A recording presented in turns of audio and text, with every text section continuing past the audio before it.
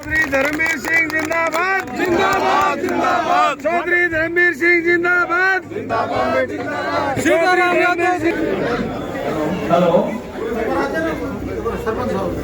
आप सभी के बीच में सांसद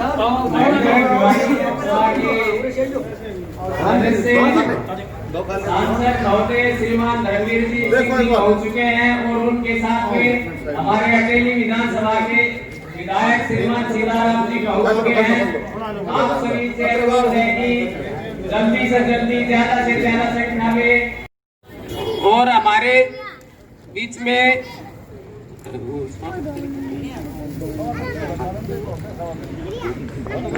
स्वागत की कड़ी को प्रारंभ करते हुए सबसे पहले मैं हमारे सांसद महोदय का स्वागत करेंगे। श्रीमान जयप्रकाश सरपंच साहब प्रति भोजावास हमारे सांसद महोदय का स्वागत करेंगे पगड़ी पहना करके। का स्वागत करते हुए सरपंच प्रतिनिधि श्रीमान जयप्रकाश सरपंच साहब व ग्राम पंचायत तालियां बजा करके स्वागत करें सांसद महोदय का।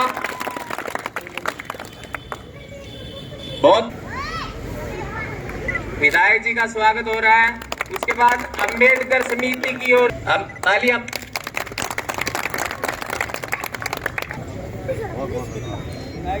विधायक जी की तरफ से विधायक जी का स्वागत कर रहे हैं एडवोकेट विनोद कुमार जी, सतीश कुमार जी, रघुवीर जी, दीपक जी, संतलाल जी व महेंद्रगढ़ भिवानी के बहुत ही लोकप्रिय सांसद श्रीमान चौधरी धर्मवीर सिंह जी, भारतीय जनता पार्टी के जिला के महामंत्री श्रीमान लक्ष्मीचंद जी, ग्रामवासियों, मेरा सभी सरपंच साहिबान से मेरी विशेष निवेदन है और गांव के लोगों से मेरा विशेष निवेदन है।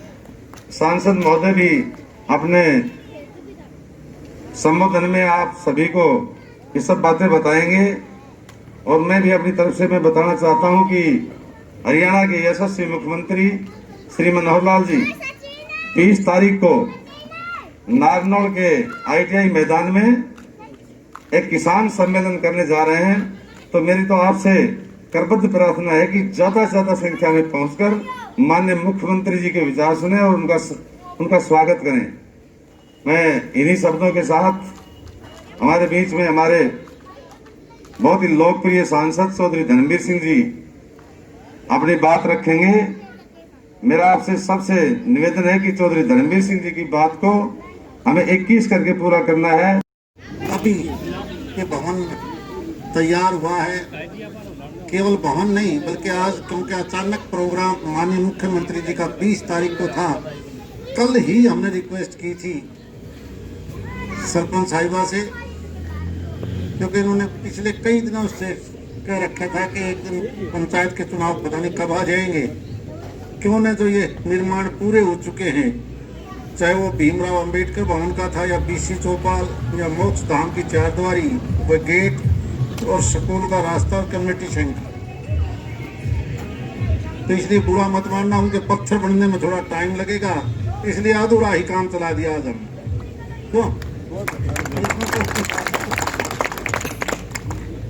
इसलिए ये पंचायत, ये गांव वाले बहुत बहुत बधाई के पात्र हैं जो अपने पिछले 5 साल के टेन्योर में जिस प्रकार से आप लोगों ने अपने गांव के विकास के लिए काम किया है। क्योंकि आज की केंद्र की सरकार और प्रांत की सरकार मुख्य उद्देश्य यही है कि हम अपने शहर का, गांव का इंफ्रास्ट्रक्चर के तौर पर, चाहे वो सड़क है, नहर है, बिजली है, इन सब कामों को हम कैसे कर सकते हैं।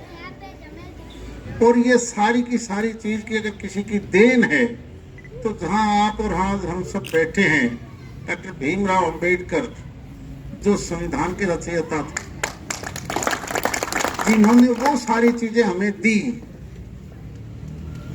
जिसके बारे में आप और हम सोच भी नहीं सकते थे। जब अंग्रेजों का राज था उससे पहले इस देश में कहीं राजतंत्र, और राजतंत्र कहीं कहीं तो कहीं अंग्रेजों का राज भी था, लेकिन राजतंत्र में वोट का अधिकार नहीं होता।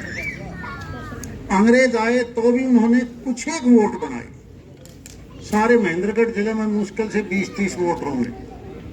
उन्हीं लोगों को अधिकार था जो वोट देकर अपने प्रतिनिधियों को चुन सकते थे। लेकिन बाबा भीमराव अंबेडकर जी ने एक ऐसा संविधान लिखा, दुनिया का सबसे बढ़िया संविधान, जिसमें हर चीज को माड़ा की तरह पिरो दिया। हर गरीब को, अमीर को, कर्मचारी को, किसान की, मजदूर की, वोट का अधिकार, काम का अधिकार, एजुकेशन का अधिकार, हर चीज का अधिकार और ड्यूटीज।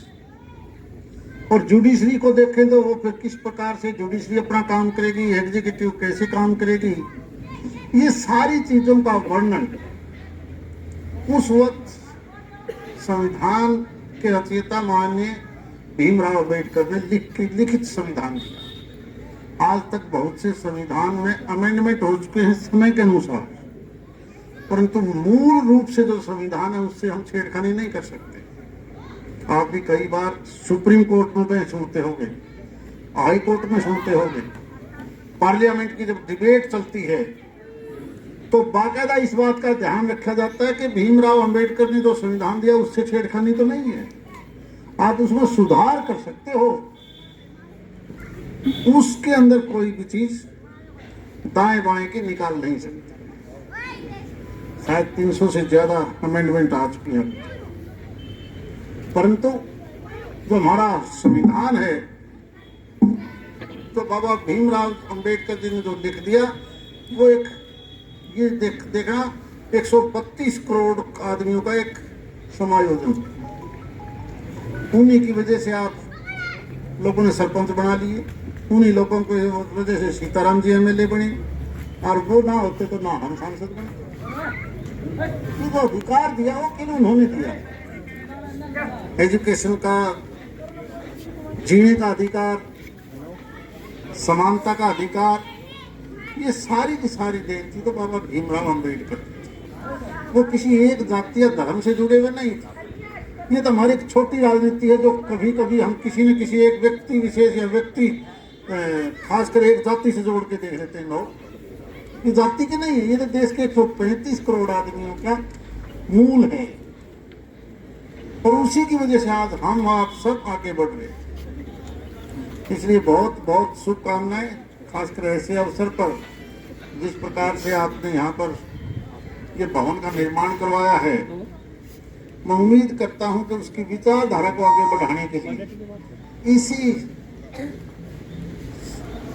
बिल्डिंग के अंदर, चाहे वो किताबों की बात हो, एक लाइब्रेरी के तौर पर स्थापित करने की बात हो, अच्छे अच्छे बच्चे पढ़ें और उस शिक्षा का प्रचार प्रसार ऐसे करें कि हम और आगे बढ़ सकें, कहीं और कमजोरियां बुराई हैं तो वो भी खत्म हो सके। और जिस प्रकार से विधायक जी ने एक रिक्वेस्ट करी है कि परसों नारनौल के अंदर पब्लिक मीटिंग है, तो वैसे तो इन्होंने ड्यूटी 4 के 4 मंडलों की अटेली विधानसभा में लगा दी, या बाकी आज और कल का दिन है, क्योंकि इसके बाद हम अटेली और फिर नारनौल जाएंगे। मुझे उम्मीद है कि जितनी जिम्मेवारी लगी है वो साधनों का इस प्रकार से प्रबंध करवा के हम एक दिन का समय जरूर निकालें। आपका बहुत बहुत धन्यवाद। जय हिंद।